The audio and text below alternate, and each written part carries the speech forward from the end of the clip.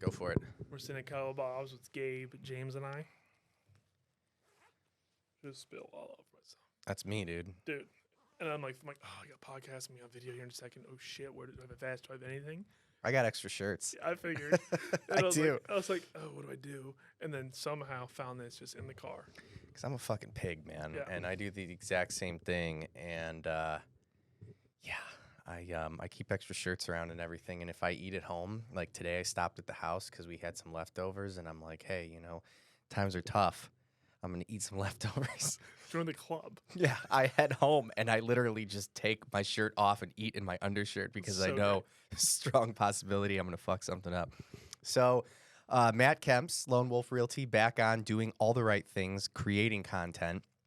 And luckily for us, I just did this training and there was a lot of good topics that were talked about. So I've got a ton of things that I'm like, man, maybe I should talk about that and cover, because a lot of times I think we forget that, we don't know what our buyers don't know.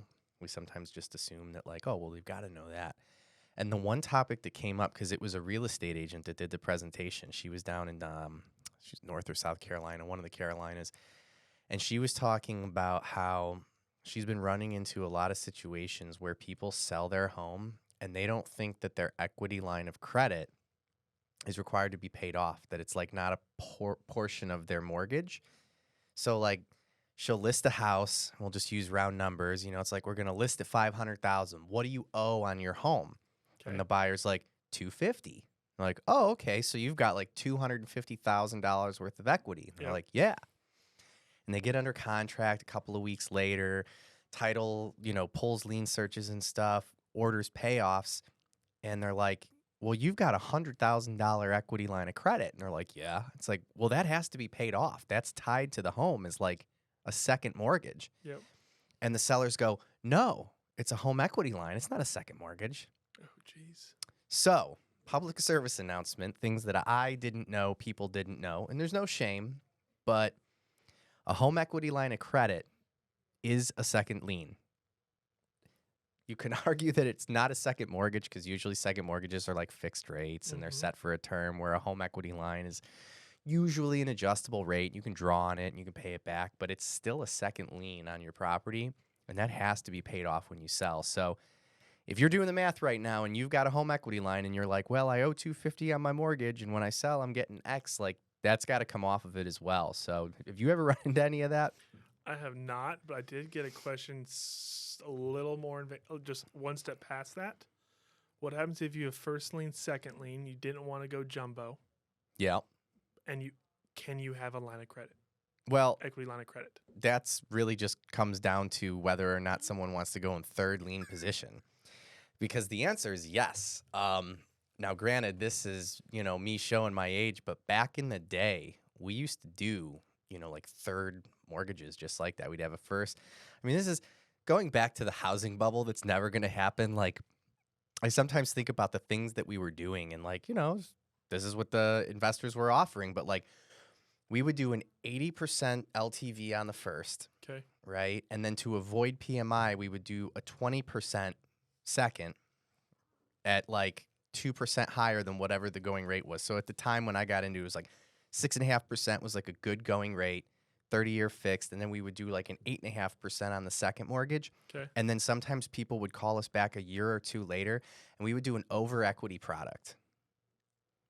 Sometimes up to, I remember National City was doing over equity up to 125% loan to value back in like 2006, 2007. What's our rate on that? Or is it they were like 14. Yeah. And if you wanted like a fixed interest rate, yeah, it was like 14, 15%, or you could do the equity line where it was adjustable and maybe get it down to like 8, 9, 9, 10, right in that area. But like, yeah, doing the over equity products and like thinking about the time that we're in right now, where you've got a lot of analysts that are like, debt is as high as it's ever been, so on and so forth. Like at the time, the second highest that debt had ever been was around that time. And they were allowing us to do these like 125% CLTV, first, second, sometimes third mortgage to pay off all of the credit card debt, and just basically people using their homes as ATMs. And so what happens 2 years down the road? 2 year, what do you mean? what happens to them? Okay, they have their credit cards paid off, but now they have 3 liens. Right. Majority of scenarios, what happened year 2?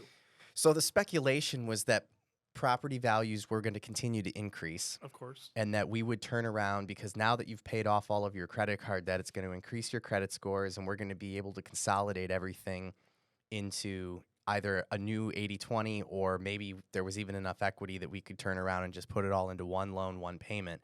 So it was like a stepping stone type of situation. Used to call it like a Band-Aid loan, Okay. right?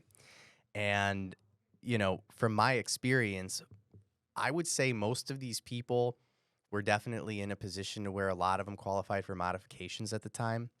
I'll be honest, I personally, and again, this is where I always talk about my experience level, but truth is at this time in my career, like looking back on that, I personally didn't see a lot of foreclosure. I know it existed, Mm-hmm. but the majority of what I saw was either people that were doing modifications where their current servicer was just modifying their loan. I saw a lot of people that were basically just toughing it out. And the reality was that we really saw property values after 2008 really start to rebound in like 12, 13, 14. And from there, people were selling and getting out from underneath it. But I do remember talking to a lot of people in like 08, 09, all the way up until about 2010, where they were pretty freaked out. And this is when refinancing was really big because we were doing, these HARP loans. Okay. Which stood for explain that. Yeah, which stood for Home Affordable Refinance Program, where, you basically could refinance and didn't have to have an appraisal. Okay. Obama came out with the whole HARP program, and so we were doing tons of refinances where if there was a net tangible benefit in your refinance, we would lower your payment. Didn't matter if you were underwater, anything along those lines. So there was definitely a lot of relief in that.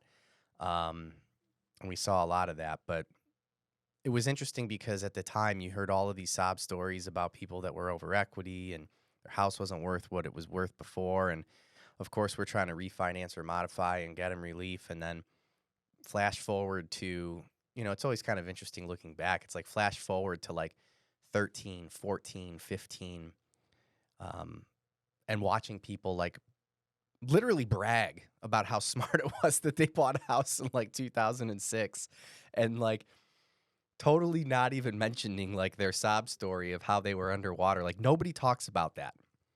And that's one thing I do always think about because I definitely watched a lot of my past clients that sold and they were like, yeah, we're going to take the money that we made from purchasing this home and like, we did the work and made the investment and everything. And in the back of my mind, I was like, you were calling me 3 years ago telling me how fucked you are, right? And how like it's an atrocity that like you purchased this property, but then 4 or 5 years later, now you're like, balling. I'm so smart for buying that home. Like we somehow seem to forget, that there was trouble in paradise, but everything's cool now. So yeah, interesting times. It sounds almost like the scenario where I was like, oh, I hit a 5-team parlay. Oh, but I did. Let's not talk about the massive one I lost 2 weeks ago. Right. Yeah. Right. Well, and so, we talk about this all the time on this podcast. I mean, at the end of the day, homes are like a stock, right? It doesn't necessarily matter what your stock is worth if you're not planning on selling.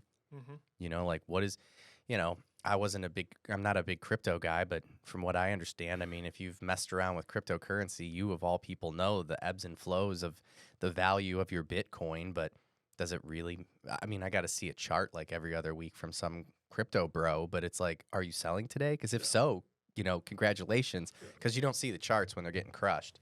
Exactly. But so your home equity line, it's a lien on your property.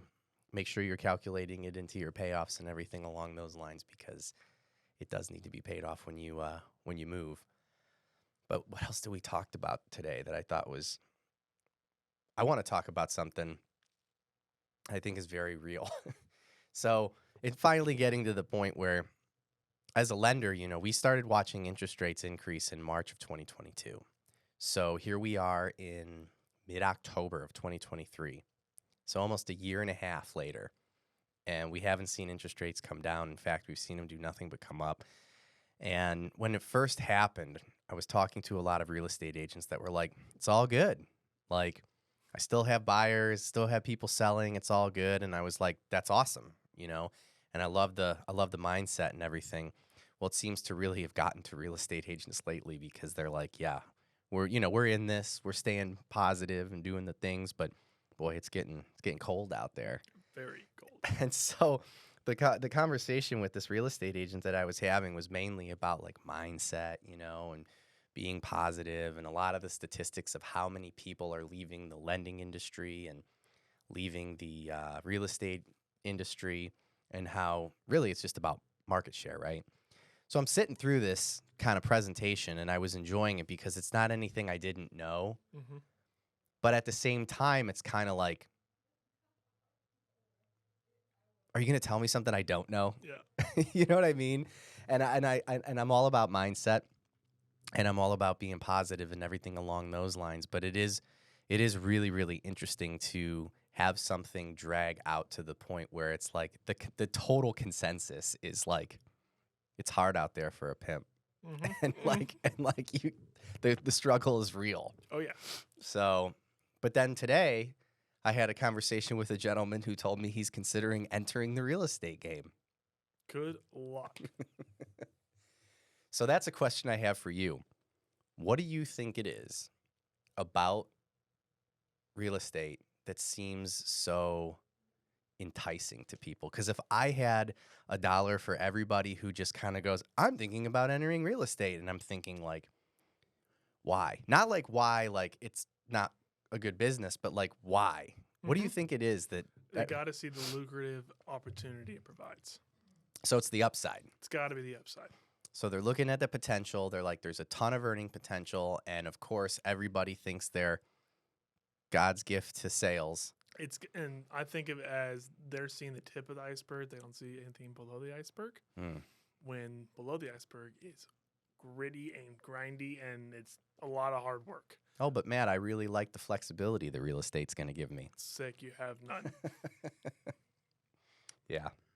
If Yeah. you want to be successful in this industry, it's putting in way more than 40 hours a week. Yeah, no, I would agree with that. And I watched another podcast where they were having this exact same conversation, and then somebody was in the comments like, they're just saying that because they don't want you to get in. Like we're just hoarding all the gold coins. Exactly. It's not, there's like thousands and thousands of agents in Austin.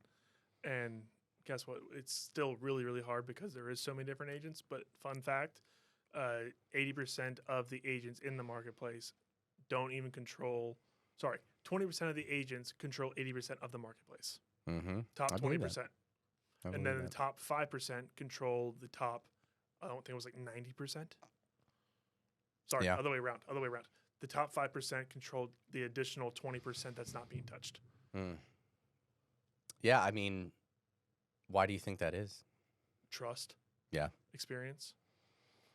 Your first-time home buyers is where the opportunity is because relationship hasn't been built for them on a previous transaction. Once the relationship's already built, the repeat transaction, I don't know the exact number, I'm going to guess, just based off our business, probably 85-90%. I would think the 80-20 rule probably plays a role there. there. I mean, at Yeah. least 80% are going to I agree. utilize the same agent, 20%.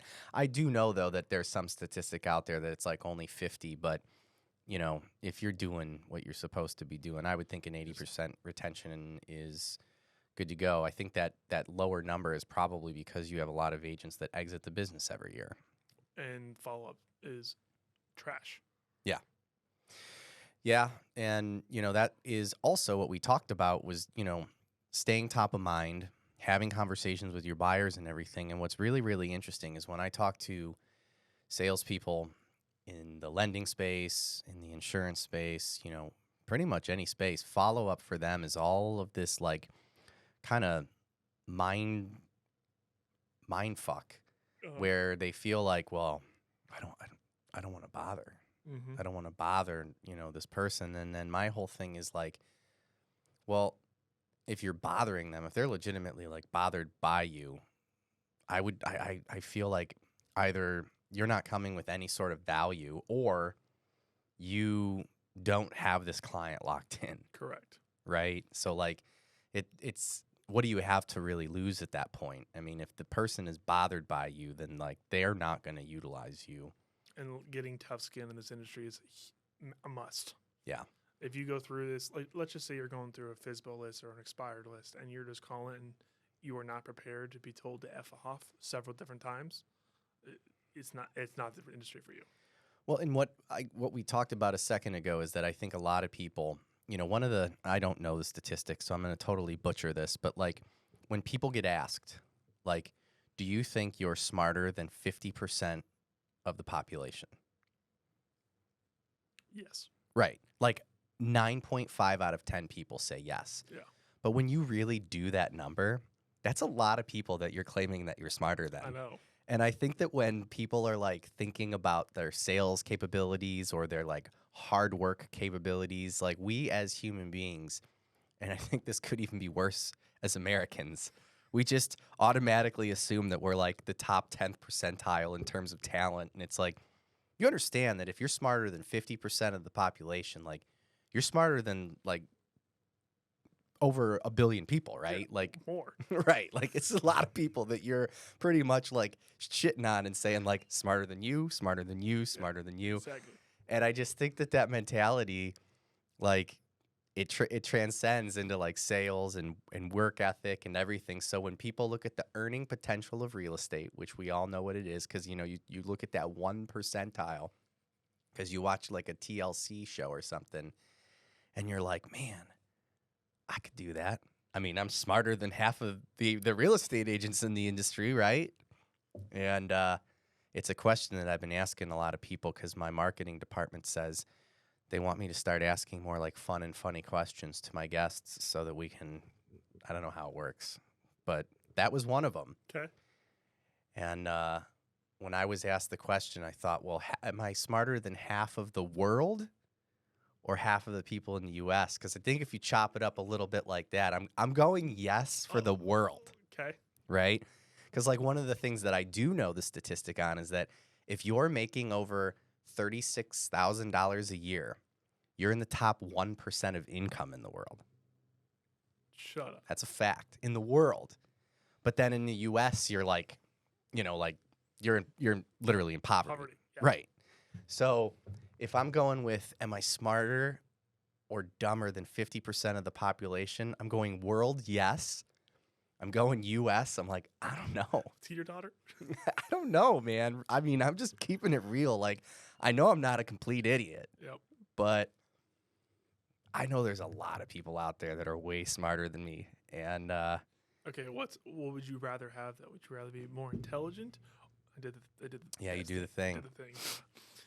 More intelligent or harder work ethic to get you further?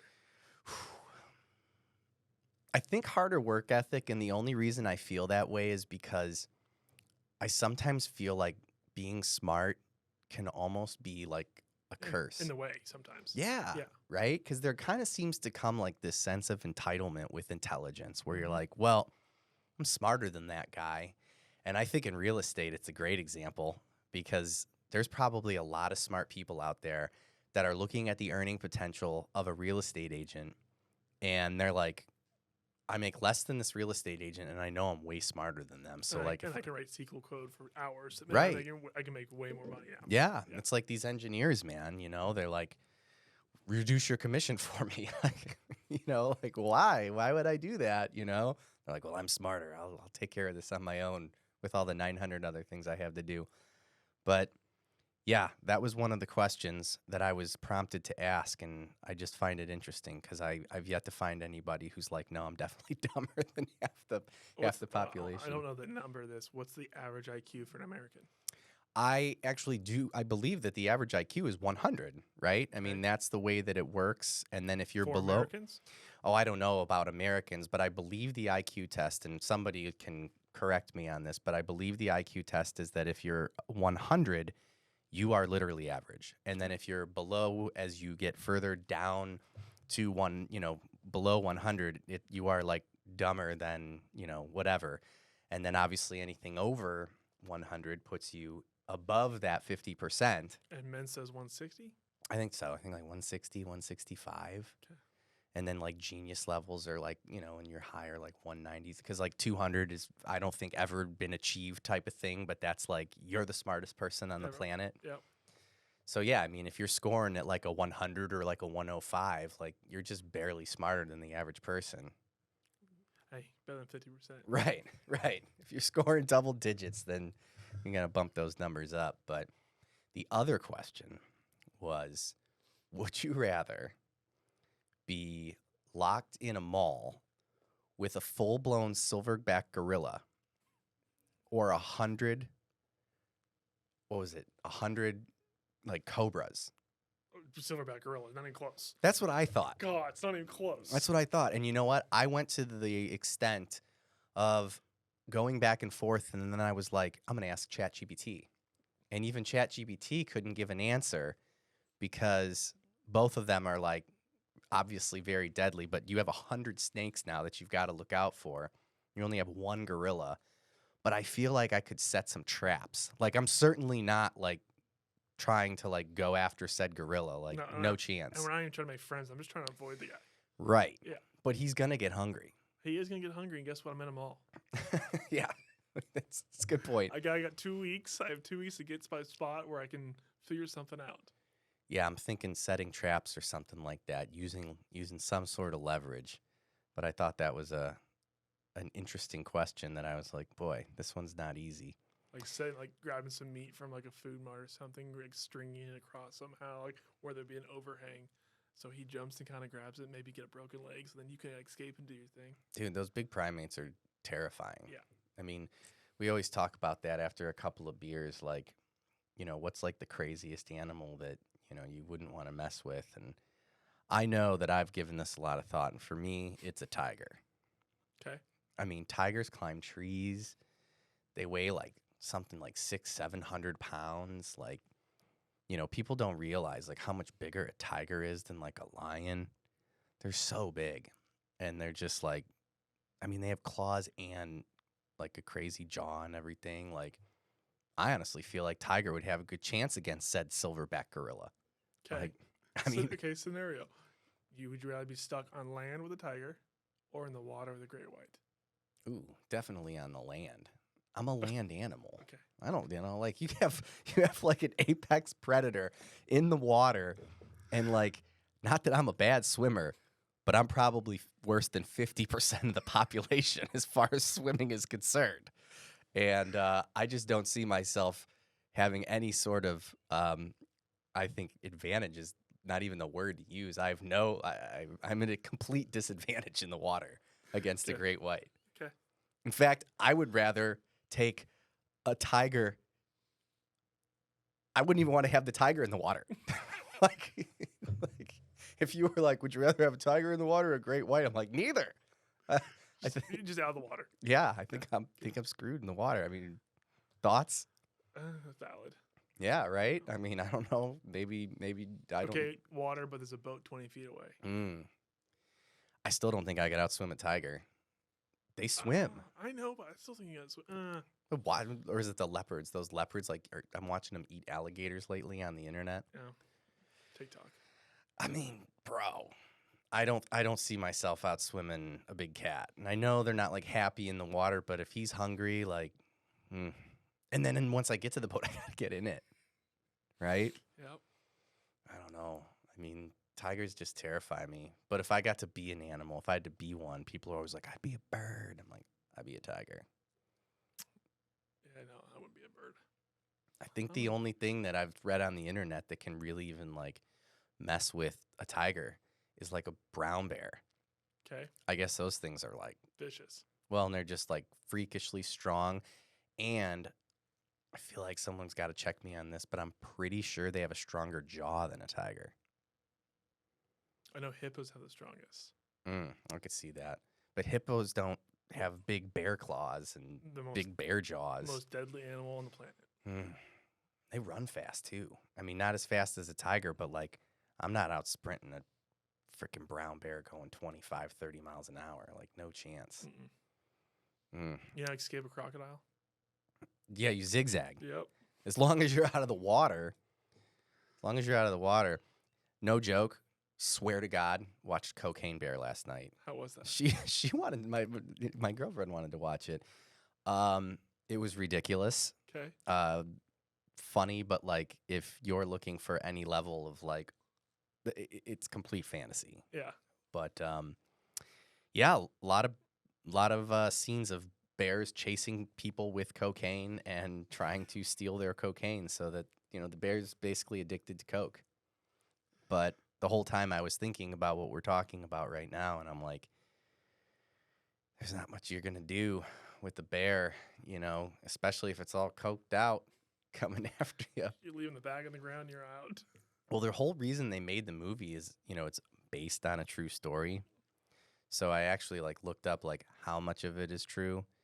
And apparently the only part that's true is there was a plane that was delivering cocaine, and the plane started going down, and the drug smugglers started throwing cocaine out over in the area, and there were some black bears that found the coke and did the coke, but it killed the bears. Okay. So they did toxicology reports, and these bears had ingested a lot, 4 or 5 grams, of coke, which apparently that'll kill a bear. Fentanyl, no fentanyl. No, this was in the 80s. Okay. And one of the stories was that they were calling the bears, the one that had died, Pablo Escobar. Should be laughing, but Pablo Escobar. I thought that was funny. So yeah, Cocaine Bear, go and check it out. I wouldn't just don't expect much, but it was good. It was good. But yeah, back to real estate, man. Mm-hmm. What else are you seeing? What else do the people need to know? Oh, what do you need to know right now? You can win a lot of offers right now, being extremely aggressive on terms with your as a buyer. So, I'll give you an example. Property listed at 500,000. Mm-hmm. You can be asking for $10,000 to $15,000 in seller concessions with an offer that's still not at list price. Mm-hmm. And it's opportune time to buy on the sales price side. I know rates aren't where everyone wants them to be. We can get them there. Exactly. With seller concessions. And this is as low as I expect values to be for a very long time.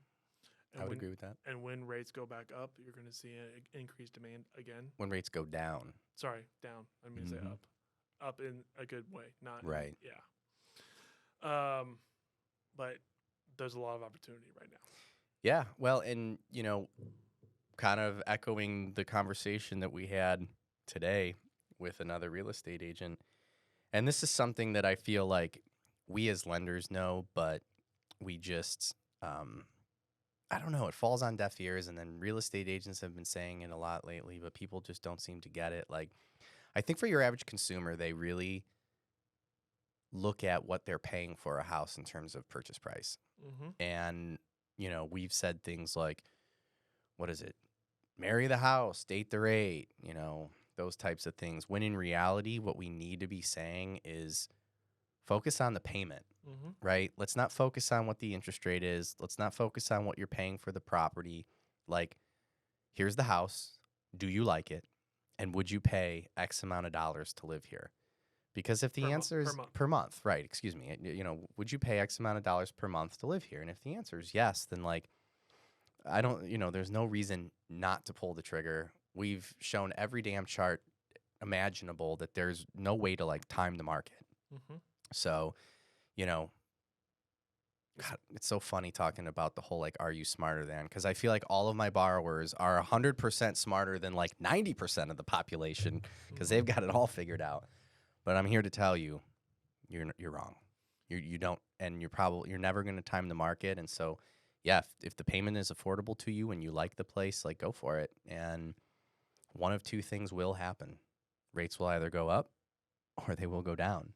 And would you agree that, let's say it's a $500,000 purchase price, with the appraised values we already have as past sales? Let's say you're paying $515,000, $520,000 on that, but you're asking for $20,000 in seller concessions. That makes sense in this market, correct? Oh, for sure. I mean, not only does it make sense, it's doable. Yeah. And so I'll be the first to say this. I have talked to a lot of agents, and, this is kind of I'm calling you out type of situation where I've talked to a lot of agents that are newer in the marketplace, and for whatever reason, they seem to have a really difficult time asking for seller concessions. In their minds, it's like this is still a seller's market, which statistically it is. There we go. Right. And, but, you know, there's still leverage on the buy side. And I've contacted a few agents and said, look, like the only way we can make this deal work is I have to get this interest rate down to X. And it's going to take X amount of dollars to do that. And they're like, oh man, I don't know. And it's like, write it. Write it up. And if you're worried that they're not going to net a certain amount of money, then juice the sales price to accommodate for the extra amount of money that we need, because this is the only way this deal is getting done. Yep. And to your point, I'm seeing a lot of these deals go through, and we're able to buy these interest rates down to pre-2003 levels. And the buyers are happy, and the listing agents are happy, and the sellers are happy that they sold, you know, and everybody kind of looks at it like, okay, this made sense, opposed to just kind of sitting around and waiting like, well, if I can't get my payment to this, I can't make it happen. And we have a solution for it. We just got to get creative. It's not even creative. It's like we just have to have the conversation. Again, newer agents are just mind blown at even the concept of asking for a seller concession because they never had to do it. And to clarify what dictates a seller market versus a buyer market is inventory, in case anyone was wondering. Right. Yeah. And we do have a tremendous lack of inventory still. And I heard a statistic today that said that it's going to take about 8 to 10 years for inventory to really get to where we need it to be. So Trex says that we need to be at, and NAR says we need to be at 6 months of inventory to be a healthy market. Last I checked, we were about 2.5. Yeah, and so, you know, if we're looking at inventory not getting to where it needs to be for at least a decade, and then things kind of level off, if you're trying to time the market, you should purchase debatably 12 years from now. So, yeah, 12 years from now. Keep renting, have your first kid. Once they're entering middle school, you can go buy. Right. Well, and that's something that we've also kind of talked about that I feel like we get away from sometimes in real estate when we're trying to convince people to buy or sell. It's like we show them these charts and we show all of these other statistics, but what we forget to mention is like a house is where you raise your kids. A house is where you have your memories and all of that kind of stuff. And, you know, I did like a little funny rant like 4 months ago where I said, forget about all the statistics that we've talked about. Buy a house for your kids and for your pets. Like, forget it. Forget anything I've ever said, you know. And I heard the statistic today that children that grow up in owned homes typically have just like better education. They feel more security and all of that kind of stuff. So there's the guilt trip for the day. Buy a home if you're a parent because it's better for your kids. Don't want to be a bad parent. Way to touch on that one. Guilt. There it is. This is Matt Kirschling with Gold Star. Yeah. Pitch yourself. Say, hey, listen, you know, emotion is a powerful thing and guilt is one of them. It is. So if you feel guilty about, you know, not owning a home for your children, you should. Let's figure it out though, right? Like everyone's like, I can't purchase. It's like, let's get together the blueprint because we're seeing a lot more of that lately. You know, we have more time now, and I've been doing a lot more like coaching, if you will, talking about what needs to be paid off, improving credit scores. You know, just had a deal last week where we came in with scores at like in the 620s and ended up being able to increase those scores up to 700. Took about 30 days, but that made legitimately a point difference, not in the rate, but in the costs. And this person was buying a $400,000 home. We just saved them $4,000 that they can either apply towards buying the rate down or apply towards the closing costs. In this case, he was more concerned about the closing costs. So, $4,000 in his pocket by just, you know, kind of looking at it, putting together a blueprint on what needed to be paid off. So, you know, think about that. There's your other PSA. There you go. Right?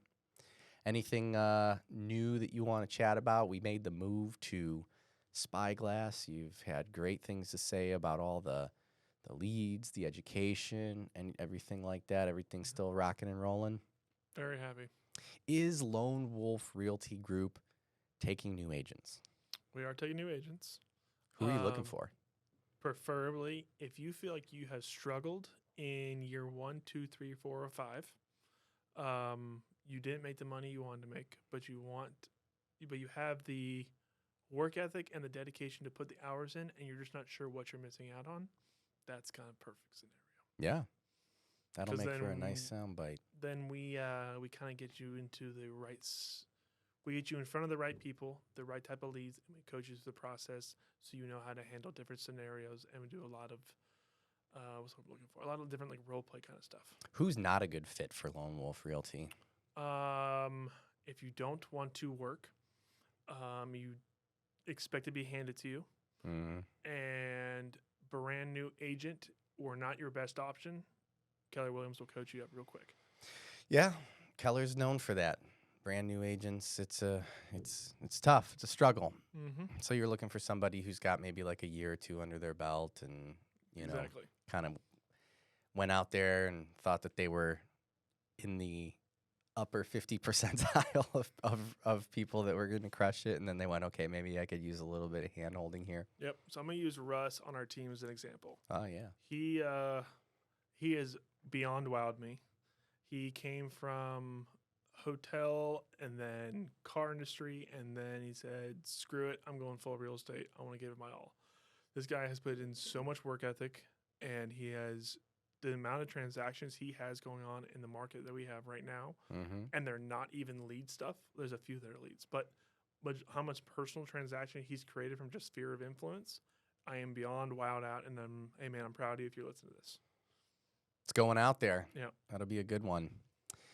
Well, outside of that, I mean, these things always fly, man. What else do we need to know? I feel like I had a whole list of things, and now I've just completely forgotten it. But it's been a weird week. It's a very weird week. It's been a weird week, man. And it's Wednesday. Yeah. Is it Wednesday? No, it's Tuesday. It's Tuesday today. Yeah, exactly. It's Tuesday. Yeah, it's been a weird week. Wow.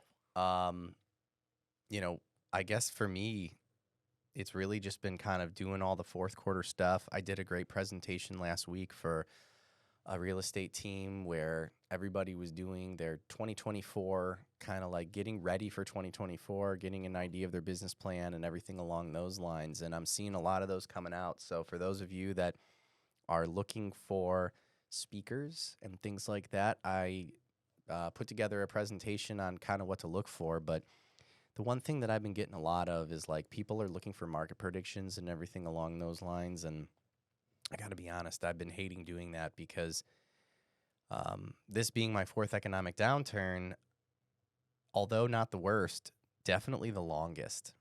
And I'm just over making any kind of like predictions. But here's one I will make. And I'm pretty confident in this one. Okay.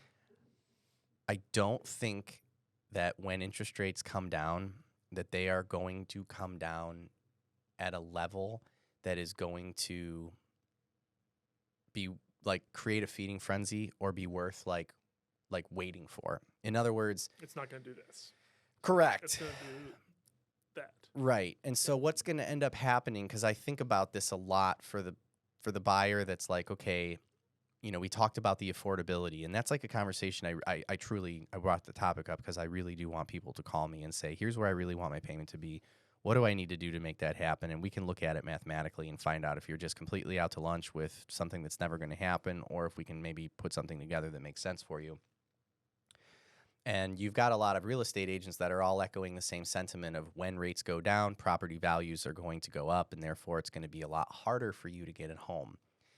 Because that's what we have based off history in 2021 and past. Right. Yeah. But what I anticipate is kind of a combination of the two, where I think you're going to watch interest rates slowly come down, and you're going to watch property values slowly increase. Mm-hmm. And I think for the people that are waiting for interest rates to get lower, I think that this goes back to timing the market, where they're thinking it's going to be like, okay, boom, I've got a window now.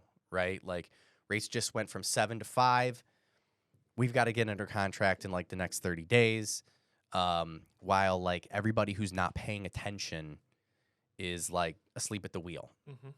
I am very, very confident that that scenario Won't exist. will not happen. Yeah. And so you will start to see interest rates come down. We as lenders will say, we're watching rates come down. And then real estate agents will say, we're watching rates come down. And your average consumer will go, oh, they're not coming down to, like a huge drop. And the longer you wait, the more expensive it will be.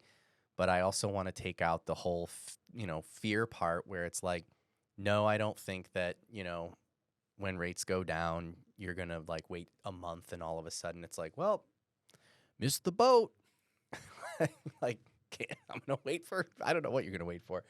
But I really do feel like it's going to be a slow opening of the floodgates, that it's not going to be just some crazy, market turn. And I want to get that out to the public for obvious reasons, and I want to also get it out to the real estate community, because I think there's some real estate agents out there that are currently like, I'm going to wait for the market to turn. And the same thing goes for you as a real estate agent. If that is like, if you're looking at it like, well, we're in the middle of October, we're in Q4, I'm going to wait till 2024, like, things just aren't going to change that fast. And it's not like tomorrow you're going to wake up and all of a sudden rates are in the fives and, all of your buyers now are ready to buy and people want to sell because property values are shooting through the roof. Like, I know we saw that in COVID, but that's very unusual. Mm-hmm. So there's my prediction. Okay, you predict that people are going to line outside of homes again? No, I don't think so. I think we've kind of gone back to like a little bit more of a normal market. And yeah, man, I really, again, being in this business as long as I have been, 2020 and 2021, those were crazy years, man. And the truth is like, I did great in those years, and it was fun making all that money or whatever you want to say. But like, I don't miss that market in terms of like my job. Mm-hmm. It's like a prime example of how like just making a bunch of money won't necessarily like make you happy. I personally need that balance of like my clients being happy. I have time to do education with my buyers. Like, things were just moving at such a fast pace, and it just really felt like everyone in the transaction was at least this much pissed off. Like, and so like nobody was having a good time. And that is one thing I will say about this market. I do feel like there's a lot less, like, I don't know, what's the word to use? Just tension. Mm-hmm. There's a lot less tension in this market. Yes, I would like to have more sales, but I don't know if I want to go back to like, just the blur. I mean, I go and do like biannual reviews for my clients, and there are some of them that I'm just like, it's like a year and a half ago, and I'm like looking at their driver's license because their name isn't ringing a bell. Mm-hmm. I'm like, okay, yeah, I do remember seeing him or her at closing, and like, it's just. I can tell you, like, there were some Saturdays and Sundays when I was showing property because people were off work on weekends. Yeah. I remember I was going through calendars back, like, to see what my appointment rate was back in 2020 and 2021 to see what it was compared to now. There was like 4 or 5 weekends in a row where I showed 17 houses on a weekend. I haven't done that in 2 years. Right. Yeah. Right. And I'm not sure if I really want to do that again. Well, I mean, and to your point, when it gets busier, and it will, do I see it going back to that? No, I do not. But then at the same time, I think about people's appetite, right, for like work, where I know, you and I have worked together for years. Like, there were definitely people that weren't showing 17 homes even when it was doable, Mm-hmm. because they were focused on their work-life balance. And so even if it does get busy, maybe we will get back to, showing like 2/3 of that. And Just for the record, 'cause- just for the public, I will show 17 houses. Right. It just, when it was that speed, it was almost impossible because at 17 houses, I was probably working with 5 different clients. 3 of them were probably submitting offers, and I'm showing from 8 a.m. to about 9 p.m. And then I'm working from 9 to about midnight, writing those offers and communicating with 3 different clients. and there might be spouse involved, and they text me in the middle of that, and I don't know whose number this is because I don't talk to them, and then I'm like trying to put bits and pieces. I want to make sure the communication's correct. And then I'm just it's a lot. It was great. The money was great. Yeah. But the relationships aren't as solid as what they would be in a normalizing market. Agreed. And yeah, as cliche as it is, I mean, and I know you feel the same way. Like, I really do like what I do, and it's cool to go to a closing and, watch people get their keys. And then it's even more exciting to follow up, 6 months and then a year later when that appreciation has occurred and people are like, yeah, we love the house, and they've already created some memories and everything. Because I'm definitely been to some closings where people, you can see the look in their eyes, like they're happy that it's over and they're glad to get their keys, but kind of deep down they're like, was this a good move? And or I had to get my Xbox. Right. Right. Exactly. I'll tell a story in a second. Yeah. So it is nice to follow up and see that happiness 6 months to a year later. So, a story on the Xbox was... This is a good one. I don't remember if it was a referral or if it was a internet lead. I'm going to say it was probably internet lead because I want to get this referral wise. Okay, internet lead comes through. Show the guy made 3 or 4 houses. Explain the entire process for him. Walk him through step by step. We write offers. All is dandy. Younger couple. And we get to closing, and I get a text message from the buyer, who I was representing the buyer at the time. Mm-hmm. WTF, where's my Xbox? Or it was PlayStation, I don't even remember what it was. I'm like, what the hell are you talking about, dude? And he goes, well, my brother got my brother or my cousin, whoever it was, got a PlayStation or Xbox at closing, and that was the expectation that you were going to buy us a closing gift like that. I was like, that was never the expectation, but okay. And then, so now he DNC'd or basically blocked my number, tried to message this man from my follow boss number. Mm-hmm. Texted follow boss, fuck off. Oh, jeez. I was like, oh, okay. That was, you bought a house to get a PlayStation. Yeah. Yeah. That's one nice gift, though.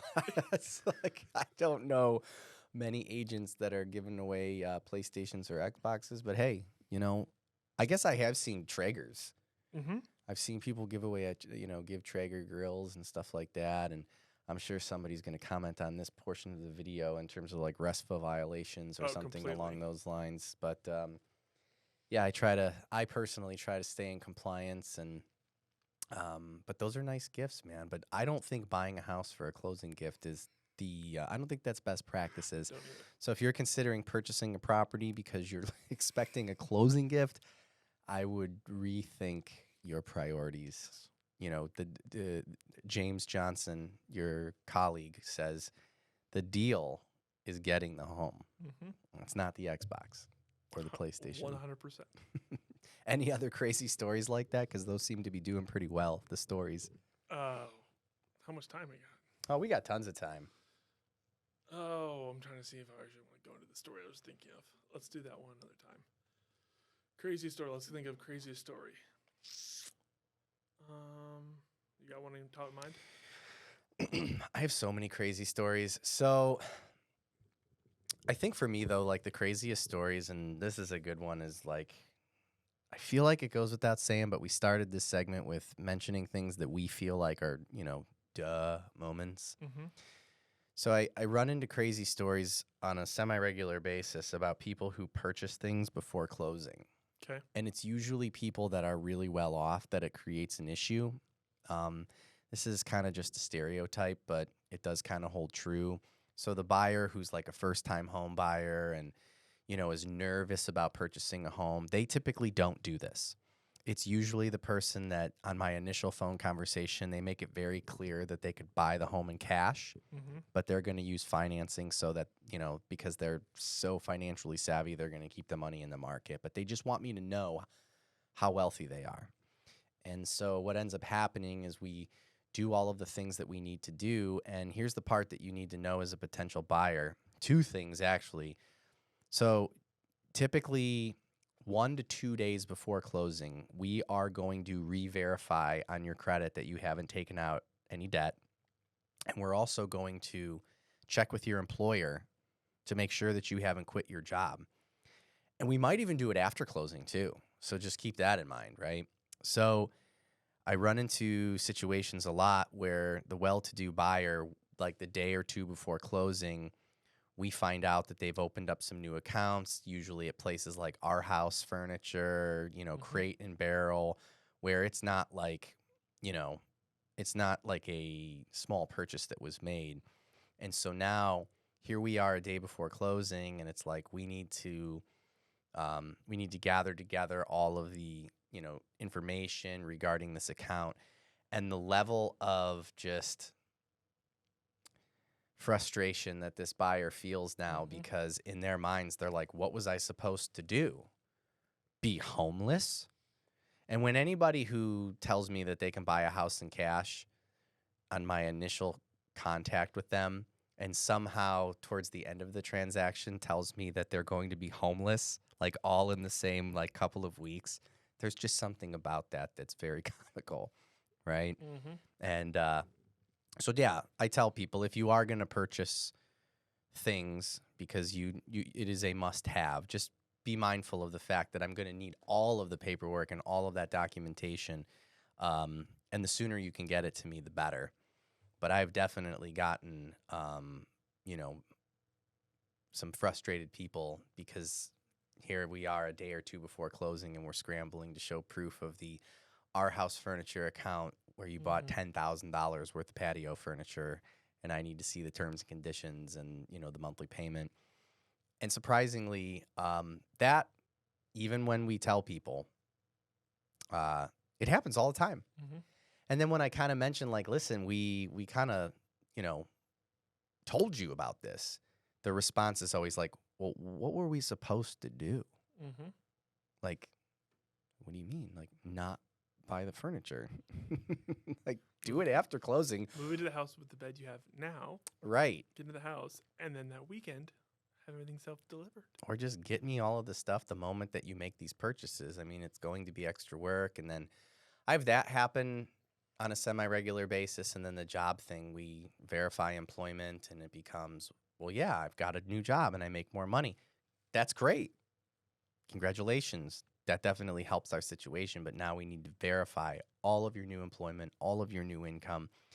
I need names, I need contact information and all of that. And unfortunately, because we check, at the very, very end, because we want to make sure that you're not going to like be like, haha, I got the house, and then try to stick it to the man and quit your job, which that has actually happened before too. Those are usually what my crazy stories entail.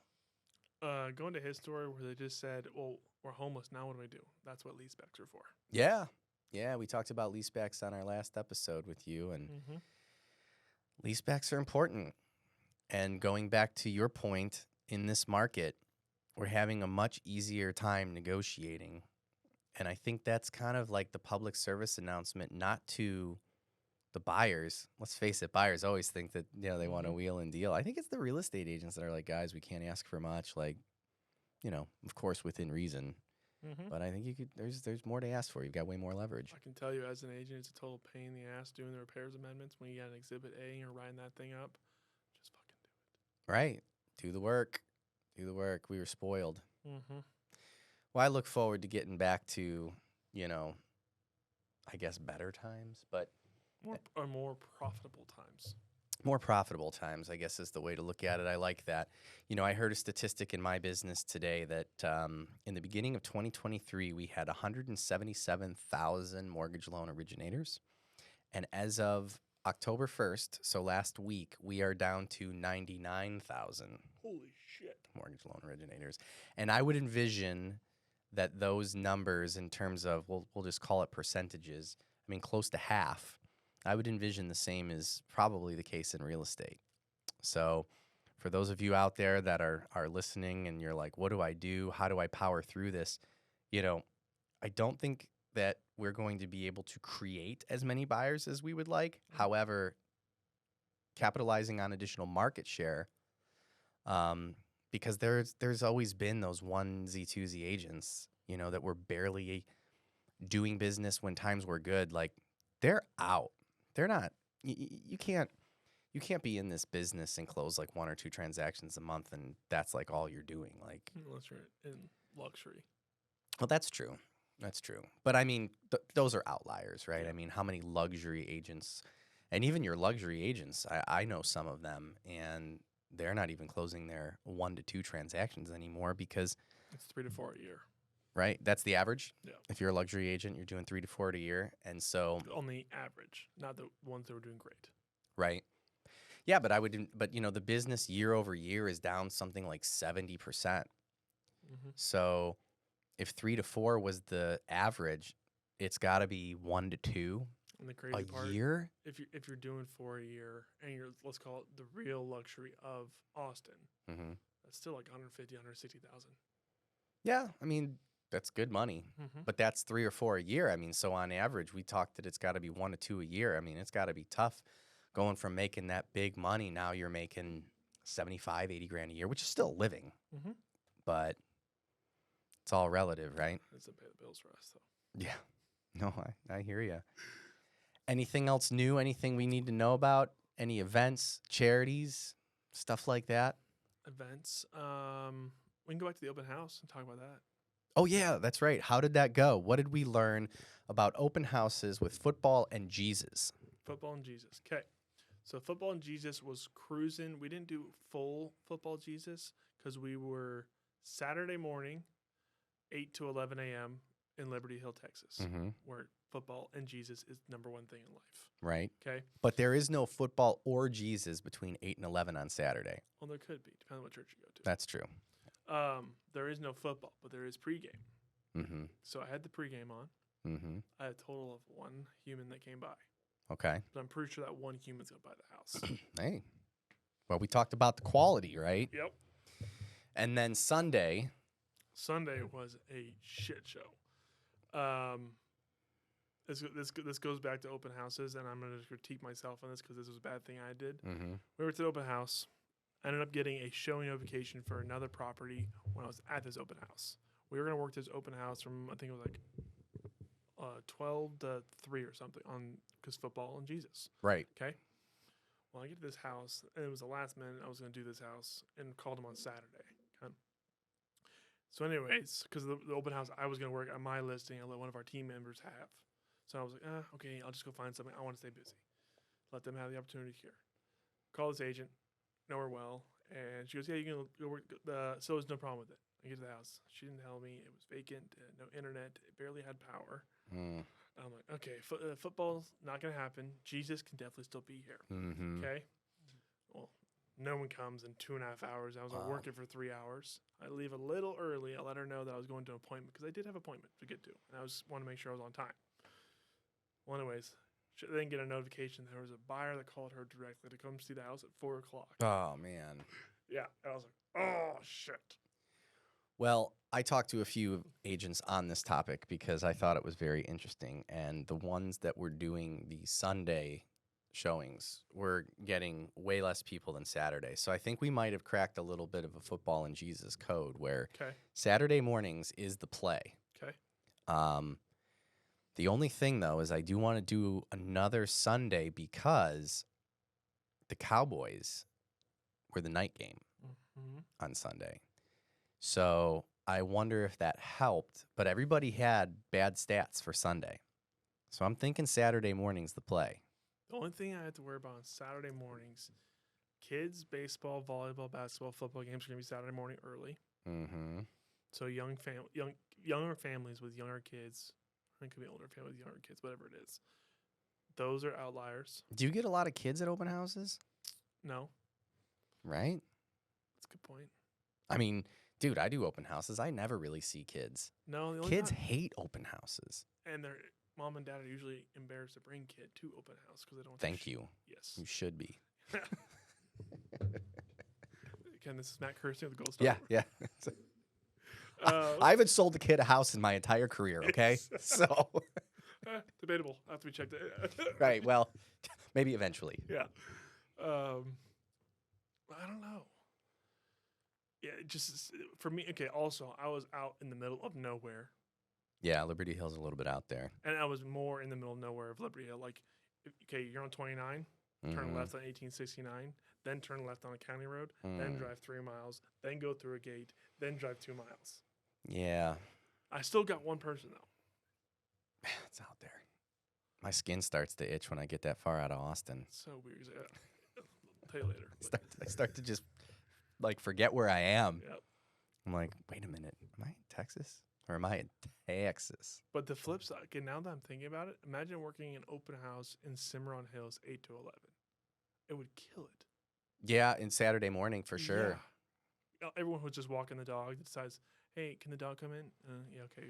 See, but we talked about this, though. We talked about, and again, I think that this is like a complete debatable topic because I know some like coaches would say one thing and, you know, it's about getting like butts in the door type of thing. But like, I'm a big quality over quantity kind of guy. And it's like, you know, getting the neighbors who are just looky doesn't really matter. Right. Yeah. You know, and they all look the same. So you sometimes can't figure out who's who. And, you know, you want to go after the ones that are serious. And actually, I got one like that. Okay, this is the biggest like lead on ever that turned out to nothing. So we are having we're holding an open house. The neighbor from, I don't know, like probably 3 or 4 doors down comes in, tells us, gets all excited. Oh, I'm looking at selling my property down the street. And wasn't buy, I was just a sell. I'm looking to sell my property, looking to move back to, funny enough, Ohio. And was this the one in Cimarron? Yes. I remember this one. I did this open house with Kaeli. Well, that was the one I did it twice. Yeah. Her and someone who's no longer with you. Okay. Well, anyways, and he comes by the house and it says, hey, I'm looking to sell our place. Long story short, this home has now gone through 3 different agents. He calls me every single time in between. He fires an agent asking for what I should do advice and never hired us. And I just asked advice. And it's the weirdest thing in the world to me because he calls me every single time, but he never picked us to go as the agent. I have a client like that right now with one of your reps. And it's funny that you bring that up because I was thinking about it the other day and I don't know what it is. Like, because obviously I want to be professional. Yeah. And I don't want to just come out and just flat out say what I'm thinking. Yep. But at the same time, it's like, how are people so oblivious to the fact that, like, they're contacting you, they're asking, like, 100 questions, like, they are almost alluding to the fact that they're, like, really smart people. Mm-hmm. And so I think about it, and this person is like, well, I'm talking with, like, 900 other people, and he's literally, like, thinking about buying a second home, and he's here, and he's there, and now we're going to build, and we're going to do all of this stuff, and, you know, I probably have, like, 2 hours on the phone with this person, kind of similar to your situation. And I always ask myself, like, are people intentionally ignorant? And they're like, well, you know, he's going to answer the phone. He's going to answer my questions. And they just literally just are just intentionally being ignorant and acting like they don't know. Or I sometimes think, because I have another client that's similar to this, where I sometimes think that they're like, if you're stupid enough, Matt, to put up with all of my shit, like, that's on you. You're the idiot. I'm not the asshole, right? God, I pray to God that's not what people are thinking. I don't know. Yeah. I don't know, because we as salespeople, like, I could never do that. I just couldn't. You know, you know, we get home improvements done and stuff like that, and you know, we'll contact like 1 or 2 contractors, get a few quotes, and then ultimately, like, first of all, I'm not even getting quotes on a job that I'm not going to do. Yeah. Right? Like, you have a general idea of what something is going to cost. And then we make a decision to do it. We get it a couple quotes, and then we pull the trigger. I could never, like, keep a contractor, you know, calling, asking questions. Oh, are material costs up? Or what's it going to look like? Hey, has anything gone down in the cost per shingle? Have you talked to anybody about the possibility of this? Hey, I found out that there's 3D image printing. I don't know, whatever stupid stuff you could ask a contractor if you're thinking about doing like a home project. Like, I could never do that. And even if in the back of my mind I was like, well, if they're stupid enough to answer the phone and keep answering all of my questions, like, I just couldn't do that. And I think that they're either like just staying ignorant, like intentionally, and thinking like, oh, I didn't know that I was taking up all of their time. Like, they're either like completely ignorant to it, or maybe they are convinced that one day they will do something and that their 900,000 questions in like 6 hours will be justified. But we all know, like, especially when you're talking to multiple people. Like if you're just that guy and you're calling me 900 times, but you're just not going to get off the fence, although frustrating, nowhere near as bad as the guy who's doing that and then ends the conversation with a, well, when we decide to make a decision, we will definitely consider you. It's like, wait a minute. So you're doing this to other people? Like, I'm not the only one getting jerked around here? It's almost as good as Zillow home tour requests, and then you find out the guy signed 6 buyer reps. I really think I hate to say it, but, I'm usually a positive person and want to give people the benefit of the doubt.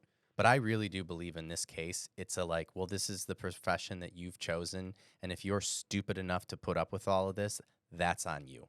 Fuck you. I really do think that, though. I do. Because, I think that goes for, because salespeople, I've never met a well, that's not true. Who's pretty bad at this? And I'm going to catch a lot of shit for this, but I'm just going to fucking say it. Financial advisors. They are the worst. They are the only salespeople I know that scream at the top of their lungs the importance of relationships. They want to be your advisor for life. It's not always about the money. That's gonna kill you. Yeah, right. It's not always about the money. It's like, oh no. Trust me, we're gonna build this relationship. We're gonna work together. And then the moment that they're ready to buy anything, they're like, I need 9 quotes, and whoever, it's all about the money and it's only business. And I'm like, I'm confused, bro. Your business is built on relationships, but when you're on the other end of the table, none of that all goes out the fucking window. And they're the only salespeople I see do that. Yeah, I agree. I've seen it way too many times. It's kind of a shame.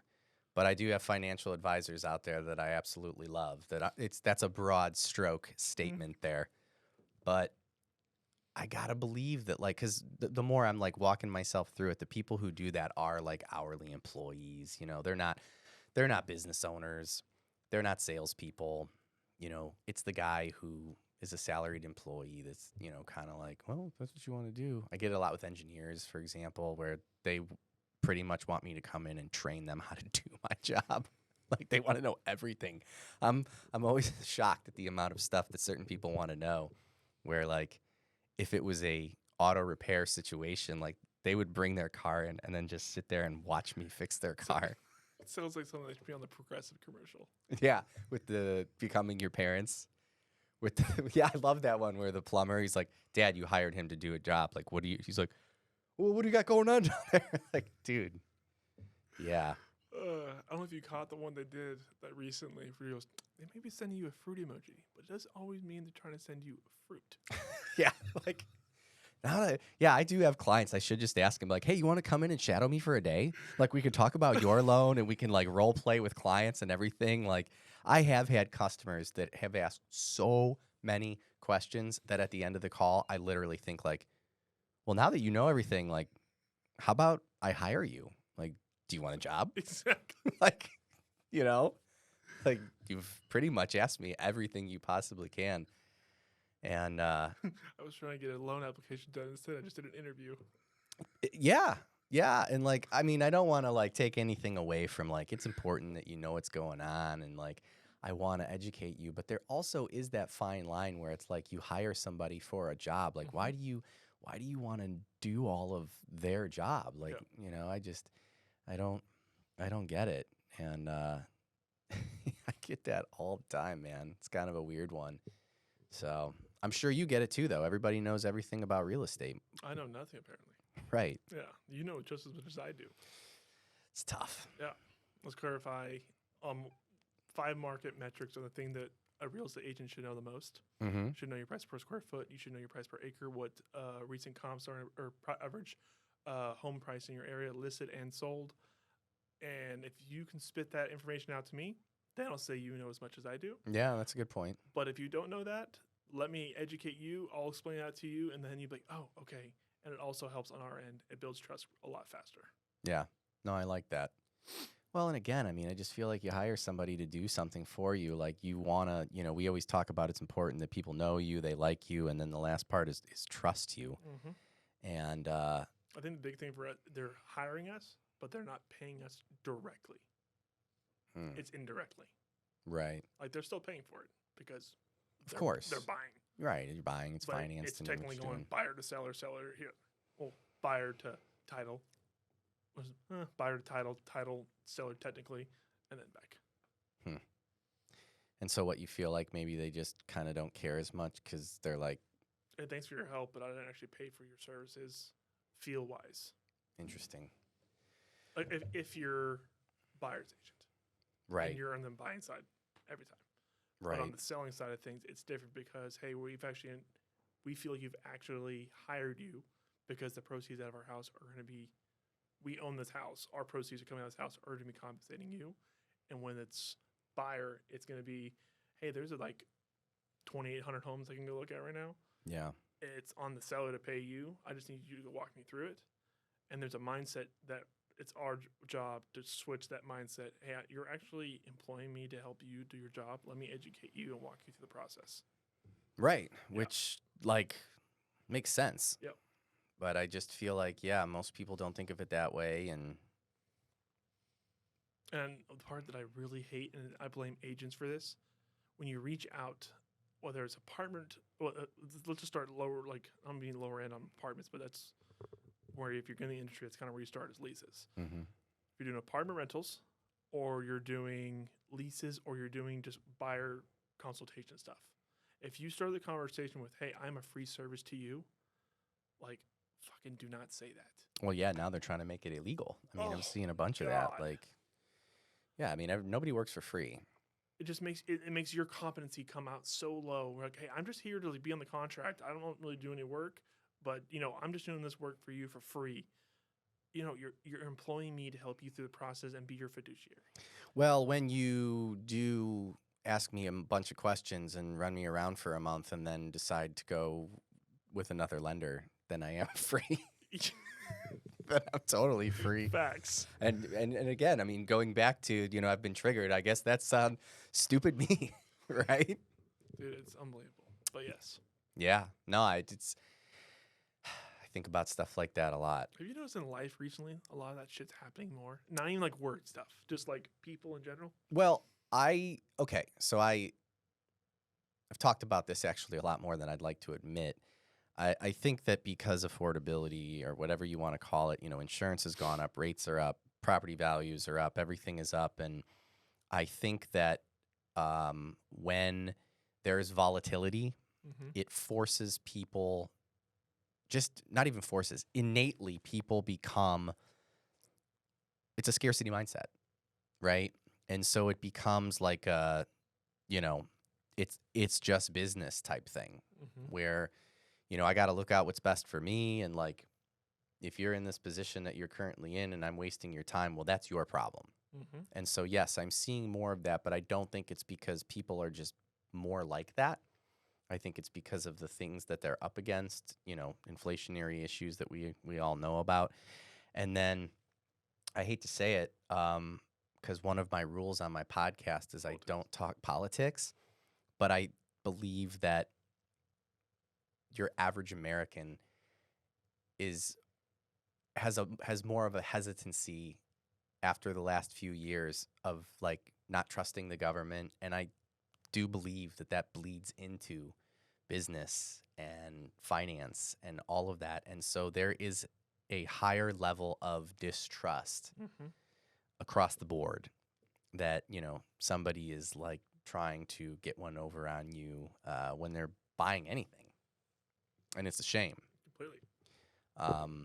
So yeah, I have noticed an increase in it, but I think I like to think that it's more of the latter, where I think it's more just people are trying to figure out ways to save any way they possibly can because they just feel like they're spending so much darn money in other places. But I would encourage anybody that, is doing something like that, I find, and this is across the board almost. I mean, here, going back to my home improvement analogy, I mean, the spreads on most things are not dramatic, right? The market kind of dictates what, and I really am a big believer in, because I've been on both ends of it, that you get what you pay for. And karma's a bitch. Right. Well, there's that too. And so, I typically tell people, like, you're not looking for like a specific realtor or lender, you're looking for somebody that, you feel like has their best interest. Obviously, you want them to have a little bit of experience, because that's one thing that I also try to stay away from time to time. I've been doing this forever, but I know a ton of good agents that have been in this business. I mean, Russ is one of them who's been in this business for like under 2 years, and I would refer to anyone. Anyone would be lucky to have him as a real estate agent. So you can't be completely inexperienced, but like you don't have to have 20 years experience to be a good real estate agent. So, And if you do have a scenario where you're watching this and you're worried about hiring an agent who doesn't have a ton of experience, as long as you know that they have a backup with a lot of experience and they can lean on if they have a question, and they'll work their ass off to make sure your questions are answered in a timely manner. yeah, that's a great point. I Yeah. mean, I always talk to, most people are either on a team, part of a team, or even at the very least, I mean, they have like a managing broker who can, give advice and everything along those lines. And I think that, kind of to your point, now that I'm thinking about it, because one of the things I'm seeing a lot more lately, which is a shame, is I'm seeing a lot of baiting and switching from lenders, right? Where they're coming in and they're making a lot of promises, or they're saying, hey, yeah, we can get this deal done. We'll do it with a lower down payment.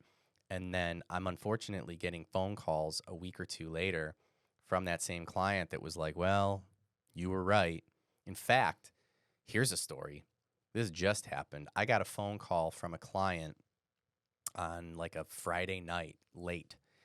And he called me up and he said, hey, Matt, it's, I don't want to say his name, but he was like, I just wanted to thank you because we're not going to use anyone else ever again when we buy a home, because I helped them do the purchase on their property about 2.5 years ago. And then they reached out to me when they were selling their home and wanted to purchase a new one. And they decided to go with another lender.